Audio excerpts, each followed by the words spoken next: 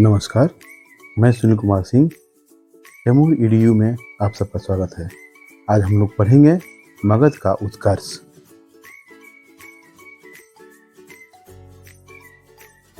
मगध एक प्राचीन भारतीय साम्राज्य था जो अब पूर्वोत्तर भारत में पश्चिम मध्य बिहार राज्य में स्थित है।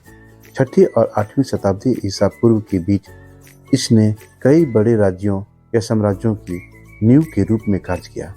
मगध की प्रारंभिक प्रमुखता को गंगा नदी घाटी में इसके रणनीतिक स्थान से समझाया जा सकता है, जिसने इसे नदी पर संचार और व्यापार पर हावी होने की अनुमति दी थी। मगध साम्राज्य के अंतर्गत बृहद्रथ वंश, प्रथोत वंश, आर्यक वंश, शिशुनाग वंश, नंद साम्राज्य, मौर्य साम्राज्य, शुंग साम्राज्य, कण्व वंश, शतवाहन, गुप्त साम्राज्य, पश्चातवर्ती गुप्त वंश और पाल वंश। इनमें से जो मुख्य वंश है उनका हम अध्ययन करेंगे। मौर्य साम्राज्य के अंतर्गत बृहद्रथ। महाभारत तथा पुराणों के अनुसार जरासंध के पिता तथा चेदिराज वसु के पुत्र बृहद्रथ ने बृहद्रथ वंश की स्थापना की। आर्यक वंश। मगध साम्राज्य आर्यक वंश। मगध का उत्थान हर्यकों के अधीन हुआ, शिशुनागों और नंदों के अधीन विस्तार हुआ और मौर्यों के अधीन इसकी ऊंचाई काफी बढ़ गई। हर्यक वंश के अंतर्गत बिंबिसार, अजातशत्रु, उदयीन, अनिरुद्ध, मुंडक और नागदशक आते हैं, जिसमें कि बिंबिसार, अजातशत्रु, उदयीन महत्वपूर्ण है। आज हम सबसे पहले बिंबिसार का इतिहास देखेंगे। 558 ईसा पूर्व से 491 ईसा पूर्व। हर्यकों के शासक बिंबिसार बुद्ध के समकालीन थे। बिंबिसार एक स्थायी सेना रखने वाले पहले सम्राट थे, जिन्हें सेनिया या श्रेणिया के नाम से भी जाना जाता है। बिंबिसार के पिता को एक अंग सम्राट ने पीटा था। इस प्रकार बिंबिसार ने प्रतिशोध में अंग राजा ब्रह्मदत्त पर विजय प्राप्त की। उन्होंने विवाह साझेदारी के माध्यम से अपनी स्थिति को मजबूत किया। स्थायी सेना की कमान संभालने वाला पहला शासक था। उनके मार्गदर्शन में मगध प्रमुखता से उभरा। उनका अवंती राजा प्रद्योत के साथ झगड़ा था, लेकिन वे अंततः दोस्त बन गए और बिंबिसार ने अपने शाही मंत्री जीवक को उज्जैन भी भेज दिया। जब प्रद्योत का उनके साथ संघर्ष हुआ, उन्होंने अपनी राजनीतिक प्रतिष्ठा को बढ़ाने के लिए विवाह संबंधों का इस्तेमाल करना शुरू कर दिया। उनकी विजय और कूटनीति के परिणाम स्वरूप 6वीं शताब्दी ईसा पूर्व में मगध प्रमुख शक्ति बन गया। इतना ही नहीं, मगध में 80,000 गांव शामिल होने की सूचना है। बौद्ध अभिलेखों के अनुसार बिंबिसार ने 544 से 492 ईसा पूर्व तक राज्य किया। इस बात का कोई निश्चित उत्तर नहीं है कि बिंबिसार जैन धर्म का पालन करते थे या बौद्ध धर्म का। फिर भी दोनों धर्म उन्हें एक सार्थक के रूप में दावा करते हैं। विभिन्न इतिहासकारों ने समय की पुष्टि अलग अलग किया है। त्रिव्रज राजगिरी। राजगिरी में उनकी राजधानी थी। यह 5 पहाड़ियों से घिरा हुआ था, जिसके द्वार चारों ओर से पत्थर की दीवारों से बंद थे। इसने राजगिरी को अवैध बना दिया। ये सेरेनिया के नाम से भी जाना जाता है। स्थायी सेना रखने वाला यह पहला राजा था। उनके नेतृत्व में मगध प्रमुखता से आया। अवंती राजा प्रद्योत के साथ उनकी प्रतिद्वंदिता थी, लेकिन बाद में दोस्त बन गए और बिंबिसार ने अपने शाही चिकित्सक जीवक को उज्जैन भेज दिया, जब प्रद्योत को पीलिया हो गया था। उन्होंने अपनी राजनीतिक स्थिति को मजबूत करने के लिए वैवाहिक गठबंधनों का उपयोग करने की प्रथा शुरू की। उनकी 3 पत्नियां थीं। कौशल देवी, कौशल की बेटी का राजा और प्रसेनजीत की बहन, चेलाना वैशाली के लिच्छवी प्रमुख की बेटी और खेमा मदरा पंजाब के राजा की बेटी। उन्होंने विजय और विस्तार की नीति का पालन किया। बिम्बिसार द्वारा सबसे उल्लेखनीय विजय अंक की थी। उनके पास एक प्रभावी और उत्कृष्ट प्रशासनिक व्यवस्था थी। उच्च पदों पर आसीन अधिकारियों को 3 भागों में विभाजित किया गया: कार्यकारी, सैन्य और न्यायिक। बिम्बिसार के बाद आगे अजातशत्रु। अजातशत्रु का शासनकाल 492 से 460 ईसा पूर्व। ऐसा कहा जाता है कि अजातशत्रु ने राज्य लेने के लिए अपने पिता की हत्या कर दी थी। उन्होंने एक महत्वाकांक्षी विकास रणनीति अपनाई। अपने पिता की अजातशत्रु की हत्या से महाकौशल देवी को पीड़ा हुई। इसलिए कौशल के राजा प्रसेनजीत ने काशी का परित्याग कर दिया, जिसके परिणाम स्वरूप एक युद्ध हुआ जिसमें कौशल की हार हुई। इस तथ्य के बावजूद कि उनकी मां लिच्छवी राजकुमारी थी, अजातशत्रु ने वैशाली के खिलाफ युद्ध छेड़ दिया। वैशाली को ध्वस्त करने और इसे अपने प्रभुत्व में शामिल करने में उसे 16 साल लग गए। उसने पत्थरों को लॉन्च करने के लिए एक युद्ध इंजन का उपयोग किया। बहुत कुछ कैटापोल्ट्स की तरह उनके पास गधाओं से जुड़े रथ भी थे, जो सामूहिक हत्याओं की अनुमति देते थे। राजगिरी ने आक्रमण की तैयारी करके अवंती की चेतावनी का जवाब दिया, जो कभी नहीं हुआ। उदयीन 460 से 444 ईसा पूर्व को अजातशत्रु का उत्तराधिकारी बनाया गया। उन्होंने पटना में गंगा और सोन के संगम पर किले का निर्माण किया। उदयभद्र या उदयीन अजातशत्रु का पुत्र। इसने राजधानी को पाटलिपुत्र स्थानांतरित कर दिया और ये हर्यकों में अंतिम। उदयीन का शासन महत्वपूर्ण है क्योंकि उसने पाटलिपुत्र में गंगा और सोन नदियों के संगम पर किले का निर्माण किया था।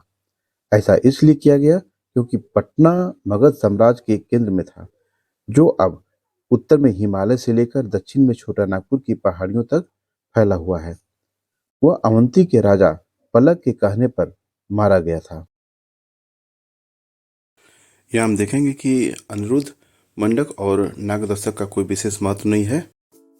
अब हम आगे देखेंगे शिशुनाग राजवंश। इसके अंतर्गत हम लोग शिशुनागा और कलोस्का या काकावन का अध्ययन करेंगे। मगध साम्राज्य, शिशुनाग वंश। उदयन को शिशुनाग वंश द्वारा प्रतिस्थापित किया गया था, जिसने संक्षिप्त रूप से राजधानी को वैशाली में स्थानांतरित कर दिया था। उन्होंने मगध और अवंती के बीच संघर्ष को समाप्त करते हुए अवंती की ताकत को कुचल दिया। कासोका एक शिशुनाग सम्राट राजधानी को वैशाली से पाटलिपुत्र ले गया। अंततः शिशुनागों को नंदों द्वारा विस्थापित कर दिया गया। शिशुनागा। शिशुनाग ने इस वंश की स्थापना की। वह अंतिम हरण्यक राजा नागदास का अमात्य अधिकारी राजपाल था। इसकी राजधानी गिरिराज थी। शिशुनाग की सबसे महत्वपूर्ण उपलब्धि अवंती की शक्ति का पतन थी, जिसकी राजधानी उज्जैन थी।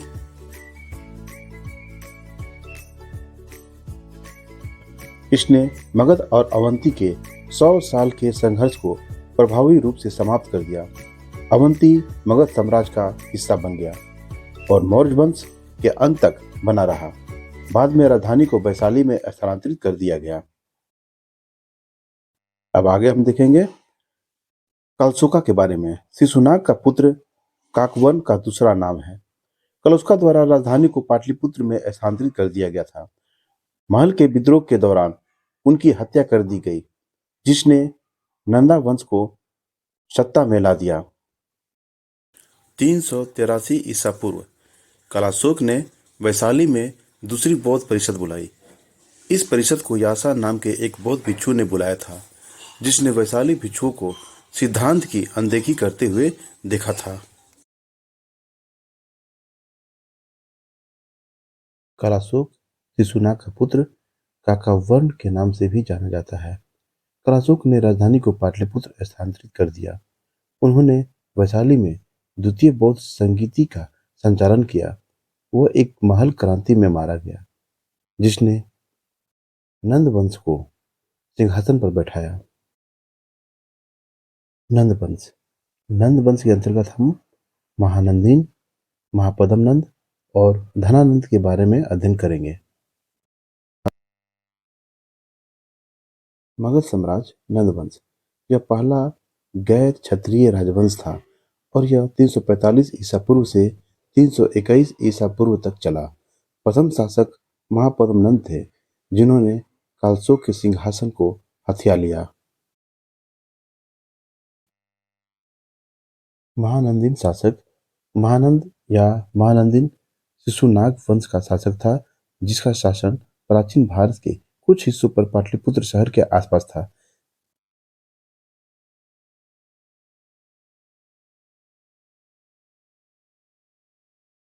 महापद्मनंद उन्हें भारत का पहला ऐतिहासिक सम्राट कहा जाता है। उसने राजा बनने के लिए कालाशोक का वध किया। उसकी उत्पत्ति स्पष्ट नहीं है। पुराणों के अनुसार वह एक शूद्र महिला से अंतिम शिशुनाग राजा का पुत्र था। कुछ जैन ग्रंथों और यूनानी लेखक कुर्टियस के अनुसार वह एक नाई और एक दरबारी का पुत्र था। इस प्रकार नंदों को अधार्मिक यानी कि धर्म के मानदंडों का पालन न करने वाला माना जाता था। बौद्ध धर्म नंदों को अनंत कुल यानी अज्ञात वंश से संबंधित बताते हैं। उनका शासन 28 वर्ष तक चला। उन्हें सर्व क्षत्रियंतिका कहा जाता है यानी सभी क्षत्रियों का नाश करने वाला, और एकरथ यानी एकमात्र संप्रभु जिसने अन्य सभी शासक राजकुमारों को नष्ट कर दिया भी कहा जाता है। उसके शासनकाल में साम्राज्य का विकास हुआ। यह उत्तर में कुरु देश से लेकर दक्षिण में गोदावरी घाटी तक और पूर्व में मगध से लेकर पश्चिम में नर्मदा तक जाती थी। उसने कई राज्यों पर विजय प्राप्त की। उसने कलिंग को मगध में शामिल कर लिया और जीत की एक ट्रॉफी के रूप में जीना की एक छवि लाया। उसने कौशल का भी अधिग्रहण किया जिसने शायद उसके खिलाफ विद्रोह कर दिया था। अपनी विशाल सेना के कारण इसे पाली ग्रंथों में उग्रसेन भी कहा गया है। नंद बहुत ही धनी और अत्यधिक शक्तिशाली थे। उन्होंने 2 लाख पैदल सेना, 60,000 घुड़सवार सेना और 6,000 युद्धपोतों को बनाए रखा। धनानंद धनानंद वो अंतिम नंद शासक था। ग्रीक ग्रंथों में उन्हें एग्राम्स या जंडामेस के रूप में जाना जाता है। सिकंदर ने अपने शासनकाल के दौरान उत्तर पश्चिमी भारत पर आक्रमण किया, लेकिन वह अपनी सेना गंगा के मैदान की ओर आगे नहीं बढ़ा सका। धनानंद को अपने पिता से एक विशाल साम्राज्य विरासत में मिला था। उसके पास 2 लाख पैदल सेना, 20,000 घुड़सवार सेना, 3,000 हाथी और 2,000 रथों की एक स्थायी सेना थी। इस वजह से वह एक शक्तिशाली शासक बन गया। वह महापद्मनंद के 8 या 9 पुत्रों में से एक था। उन्हें नंदो पराक्रमी मतलब एक विशेष उपाय के आविष्कार का श्रेय दिया जाता है। करों की जबरन वसूली के दमनकारी तरीके के कारण वह अपनी प्रजा के साथ अलोकप्रिय हो गया। साथ ही उनकी शूद्र उत्पत्ति और एक क्षत्रिय विरोध नीति के कारण बड़ी संख्या में शत्रुओं का जन्म हुआ। अंत में उन्हें चाणक्य के साथ चंद्रगुप्त मौर्य ने उखाड़ फेंका, जिन्होंने जनता के आक्रोश का लाभ उठाया और मगध में मौर्य साम्राज्य की स्थापना की। अब धनानंद के बाद आगे हम लोग देखेंगे मौर्य साम्राज्य की उत्पत्ति।